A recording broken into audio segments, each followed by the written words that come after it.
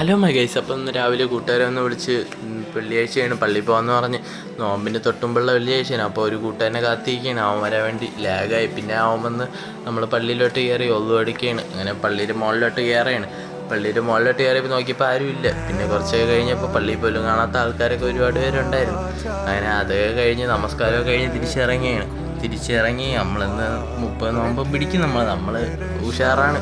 അങ്ങനെ ഒരു കൂട്ടുകാരനെ പറഞ്ഞു കേട്ട് നമ്മളത് തിരിച്ച് സർബത്ത് കുടിക്കാൻ വേണ്ടി പോവുകയാണ്. സർബത്ത് കുടിക്കാൻ നമ്മൾ 5 പേരുണ്ടായിരുന്നു. അങ്ങനെ സർബത്തൊക്കെ കുടിച്ച് എൻ്റെ കൂട്ടുകാരെ സ്ട്രോ ആയിട്ട് ആട്ടണയാണ് കാണിക്കുന്നത്. അങ്ങനെ അതൊക്കെ കുടിച്ച് തിരിച്ച് വീട്ടിലോട്ട് പോവുകയാണ്. നോമ്പൊക്കെ തുടങ്ങി കഴിഞ്ഞാൽ റമദാൻ ഡെയിലി വ്ളോഗ് സീരീസ് ഒക്കെ വരും. അപ്പോൾ സപ്പോർട്ടൊക്കെ ചെയ്യണം ഗൈസ്.